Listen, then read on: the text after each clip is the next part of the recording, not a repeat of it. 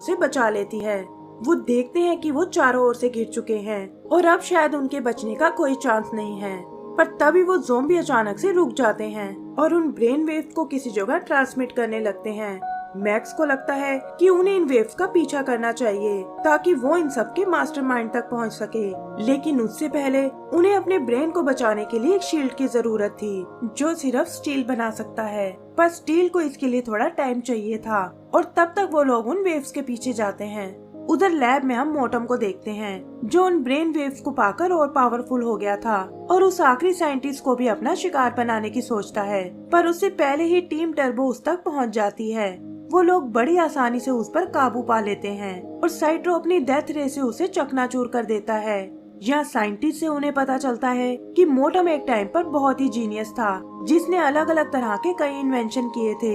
पर एक बात उसे हमेशा परेशान करती थी कि मोटल होने की वजह से एक दिन उसकी सारी नॉलेज खत्म हो जाएगी और वो कैसे भी करके इसे बदलना चाहता था। फिर एक दिन उसे कनेक्ट टेक का पता चला, एक ऐसी एलियन टेक्नोलॉजी जो तुम्हारी विश के अकॉर्डिंग किसी भी चीज को क्रिएट कर सकती थी और मोटम ने उसे चुरा लिया। टीम टर्बो ही उस वक्त उसे रोकने आई थी पर मोटम ने किसी तरह टेक को अपने माइंड से कनेक्ट कर लिया ताकि वो इमोर्टल बन सके। सभी को लगा कि शायद टेक की पावर ने उसे मार डाला है, लेकिन वो एक ज़ोंबी बनकर फिर से जिंदा हो गया जिसे सरवाइव करने के लिए ब्रेन वेव्स की जरूरत थी। वो बात कर ही रहे थे कि तभी मोटम एक बार फिर उठ खड़ा होता है जो कि अब एक स्कॉर्पियन ज़ोंबी के रूप में था। वो बताता है कि टेक की पावर को खत्म नहीं किया जा सकता और अब मैं इमोर्टल बन चुका हूँ। टीम टर्बो एक बार फिर उसे रोकने की कोशिश करती है पर मोटम अब बहुत ताकतवर हो चुका था और जल्दी ही उन्हें काबू कर लेता है। फिर वो उनकी ब्रेन वेव निकालने की सोचता है, लेकिन हम देखते हैं कि फाइनली स्टील ने उस ब्रेन शील्ड को बना लिया है।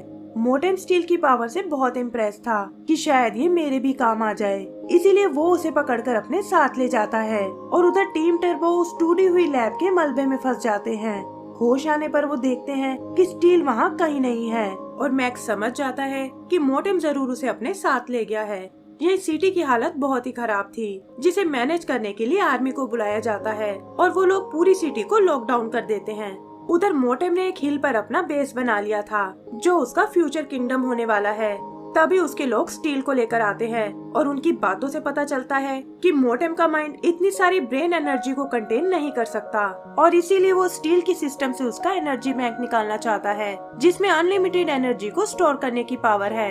स्टील को यकीन था कि टीम टर्बो उसे बचाने जरूर आएगी, लेकिन मोटम उसकी एक नहीं सुनता। फिर जल्दी ही वो उस डिवाइस को निकाल लेता है और अपने ज़ॉम्बी से कहता है कि मुझे किसी भी कीमत पर टीम टर्बो की ब्रेन एनर्जी चाहिए। इधर रेन टीम टर्बो को अपने सेफ हाउस में लेकर आती है ताकि वो अपना अगला प्लान सोच सके। पर वहाँ एक ज़ॉम्बी आके अचानक से एलेक्स पर अटैक कर देता है। एलेक्स लड़ने के लिए अपना टर्बो मोड यूज करना चाहता था, लेकिन देखता है कि वो तो एक्टिवेट होने का नाम ही नहीं ले रहा। रेन और मैक्स के साथ भी ऐसा ही हो रहा था और तब साइट्रो आगे आकर उनकी मदद करता है। वो समझ जाते हैं कि शील्ड लगने से पहले मोटम उनकी ब्रेन पावर निकाल रहा था और इसी वजह से उनके टर्बो मोड के साथ कुछ गड़बड़ हुई है। तभी उस ज़ॉम्बी को देखकर मैक्स के माइंड में एक आइडिया आता है कि कोई तो तरीका है जिससे ये ज़ॉम्बीज मोटम तक अपनी ब्रेन एनर्जी ट्रांसफर करते हैं और अगर हम साइट्रो को इससे कनेक्ट कर दे तो मोटम की लोकेशन का भी पता चल जाएगा। साइट्रो इसके लिए एग्री हो जाता है पर कहता है कि प्रोसेस कंप्लीट होने तक उसे ऑफलाइन रहना होगा। जल्दी ये प्रोसेस शुरू हो जाती है और यहीं हम देखते हैं कि मोटम के ज़ॉम्बीज ने भी उन्हें ढूंढ लिया है। रेन सेफ हाउस का डिफेंस सिस्टम एक्टिवेट करती है, लेकिन उससे कोई फर्क नहीं पड़ता क्योंकि जल्दी ही ज़ॉम्बीज घर के अंदर आ जाते हैं। वो जानते थे कि साइट्रो के अलावा उन्हें कोई नहीं बचा सकता, लेकिन वो तो प्रोसेस के कारण ऑफलाइन मोड में है। उनके पास बचने का अब कोई चारा नहीं था। पर एंड टाइम पर प्रोसेस कंप्लीट हो जाती है और साइट्रो उन्हें लेकर वहाँ से निकल जाता है। वो देखते हैं कि कुछ ज़ॉम्बीज उनके साथ लटक गए हैं और उनसे बचने के चक्कर में टीम टर्बो एक ब्रिज पर क्रैश हो जाती है। यहाँ उनका सामना आर्मी के कमांडर से होता है। कमांडर ने उन्हें पहचान लिया था, पर वो कहता है कि पूरी सिटी लॉकडाउन मोड में है और मैं तुम्हें अंदर नहीं जाने दे सकता। तब मैक्स उसे मोटम के बारे में बताता है कि कैसे वही इन सब का जिम्मेदार है और हमें उसकी लोकेशन मिल चुकी है। कमांडर भी शायद यही जानना चाहता था, क्योंकि जैसे ही उसे लोकेशन पता चलती है वो अपने बॉम्बर प्लेन को एक्टिवेट करने को बोलता है ताकि सिटी के साथ साथ मोटम को भी ब्लास्ट कर सके। मैक्स उसे समझाता है कि ज़ॉम्बीज़ असल में इनोसेंट लोग हैं जिन्हें इन्फेक्शन रिवर्स करके नॉर्मल बनाया जा सकता है। लेकिन कमांडर कहता है कि मैं कोई भी रिस्क नहीं लेना चाहता।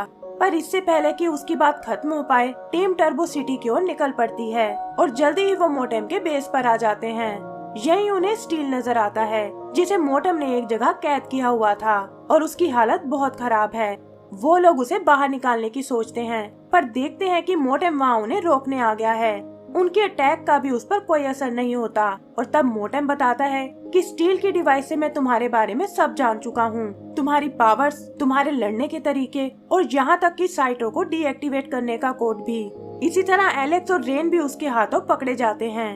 मोटेम उनकी ब्रेन एनर्जी निकालने लगता है, पर शील्ड के कारण ऐसा नहीं कर पाता। टीम टर्बो ये देखकर रिलैक्स हो जाती है, लेकिन वो ये नहीं जानते थे कि मोटेम ने शील्ड को तोड़ने का तरीका भी ढूंढ निकाला है और वो एक ही झटके में उसे नष्ट कर देता है। मैक्स की टर्बो एनर्जी भी उनकी कोई मदद नहीं कर पाती और वो भी आखिरकार पकड़ा जाता है। मोटेम कहता है कि इंसान इस